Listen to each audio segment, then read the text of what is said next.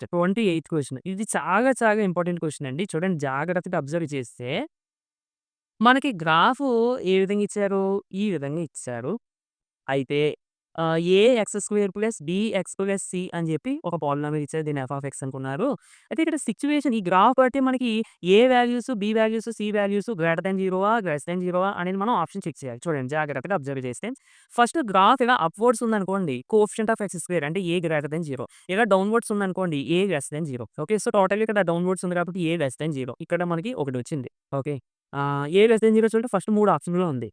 Next చూడండి ఈ graph ఇది 2 చోట్ల ఇంటర్సెక్ట్ చేసింది ఎక్స్ యాక్సిస్‌ని. అంటే ఇది జీరోయే, ఇది జీరోయే. ఇప్పుడు నాకు కావాల్సిన పాయింట్ ఏంటంటే, ఈ జీరో పెద్ద వాల్యూ ఉంటుందా? ఈ జీరో పెద్ద వాల్యూ ఉంటుందా? అంటే ఇటుపక్క పాజిటివు, ఇటుపక్క నెగెటివు, ఇటుపక్క చిన్నదుంటది, ఇటుపక్క పెద్దదుంటది. అది కరెక్టే. కానీ ఇప్పుడు ఈ రెండిటిని యాడ్ చేసామనుకోండి, ఆన్సరు పాజిటివ్ వస్తదా? నెగెటివ్ వస్తదా చెప్పండి? ఇప్పుడు ఎగ్జాంపుల్ చూడండి. ఇది 2 అని అనుకుందాం. ఇది దీనికన్నా ఎక్కువ దూరంలో ఉంది కదా! అంటే కంపల్సరీగా 2 కన్నా ఎక్కువ ఉంటది కదా! సో, -3 అని అనుకుందాం. ఇప్పుడు ఈ రెండిటిని యాడ్ చేయండి. 2 ప్లస్ ఆఫ్ -3 అంటే ఎంతండి మనకి? -1 వస్తుంది. విచ్ ఈస్ లెస్ థాన్ 0 అంటే ఈ పోలినామియల్‌లో ఉన్న 2 జీరోస్‌ని ఒకదాన్ని ఆల్ఫా, ఒకదాన్ని బీటా అనుకుంటే ఈ 2 జీరోస్‌ని కలిపితే ఆన్సర్ అనేది కంపల్సరీగా లెస్ థాన్ 0 వస్తుంది. ఓకే. సరే. మరి ఆల్ఫా ప్లస్ బీటా అంటే ఏంటంటే మనం ఏం రాసుకోవచ్చు? -b/a which is less than 0. చాలా జాగ్రత్తగా అబ్జర్వ్ చేస్తే ఇక్కడ ఏ ఈస్ లెస్ థాన్ 0. అవునా కదా! మనం ఫస్ట్ చెప్పుకున్న రూల్ బట్టి. ఇది లెస్ థాన్ 0. లెస్ థాన్ 0 అంటే నెగెటివ్ అని అనుకుందాం. అంతే కదా! నెగెటివ్ వాల్యూసే కదా లెస్ థాన్ 0. ఇప్పుడు బి వాల్యూ మనం చెక్ చేయాల్సింది బి గ్రేటర్ థాన్ 0 అవ్వాలా? అంటే బి పాజిటివ్ అవ్వాలా? లేదంటే బి లెస్ థాన్ 0 అవ్వాలా? అంటే బి నెగెటివ్ అవ్వాలా? ఎలా చెక్ చేయాలి అంటే చూడండి. ఇప్పుడు మైనస్ ఉందండి పైన.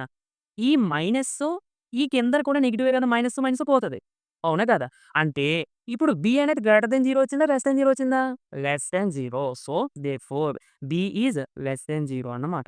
ఓకేనండి.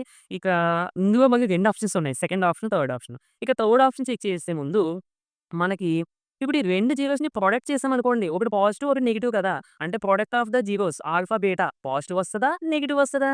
Negative value into positive value ఏమవుతదండి? నెగెటివ్ వాల్యూ వస్తుంది. అంటే లెస్ థాన్ 0 ఓకేనా? ఇందులో మళ్ళీ ఆల్ఫా, బీటా అంటే మనం ఏం రాసుకోవచ్చు?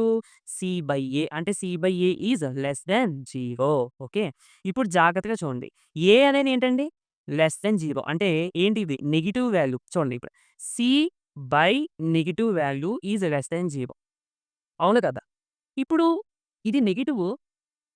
సి పాజిటివ్ అవ్వాలా? నెగెటివ్ అవ్వాలా? ఎందుకంటే ఓవరాల్ వాల్యూ మనకి నెగెటివ్ అవ్వాలి. ఒకవేళ సి నెగెటివ్ అయిపోయిందనుకోండి. అప్పుడు సి నెగెటివే, డినోమినేటర్ కూడా నెగెటివే.